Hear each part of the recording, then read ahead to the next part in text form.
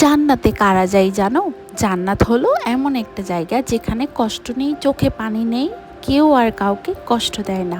সেখানে থাকবে সাদা মুক্তোর মতো বাড়ি, গোল্ডেন গ্লাসে পানি দিবে, আর এমন ফল যেটা তুমি চাইলে গাছ নিজে এসে হাজির হবে তোমার সামনে। তুমি যদি জানতে জান্নাতের পাখি কিভাবে গান গায়, তাহলে তুমি এখনই সেজদায় চলে যেতে।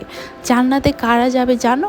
যারা বাবা মার কথা শুনে, যারা সময় মতো নামাজ পড়ে, কারো ক্ষতি করে না, আল্লাহকে মন থেকে ভালোবাসে, আল্লাহর সন্তুষ্টি আদায় করে। তুমি যদি আজকে একটা ভুলের জন্য আস্তাগফিরুল্লাহ বলো, আল্লাহ তোমাকে ক্ষমা করে দেয়। তুমি যদি কাউকে সাহায্য করো, আল্লাহ তোমার জন্য জান্নাতে একটা ঘর বানিয়ে রাখে। যে ব্যক্তি প্রতিদিন 5 ওয়াক্ত নামাজ পড়ে, সত্য কথা বলে ও বিশ্বস্ত থাকে, তার জন্য জান্নাত ওয়াজিব হয়ে যায়। ছোট্ট হলেও তুমি যদি ভালো চাও, ভালো করো, তাহলে একদিন জান্নাতে যাবে ইনশাল্লাহ।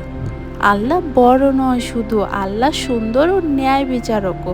তুমি যদি তার কথা শোনো, দুনিয়া আখেরাত দুটোই তোমার।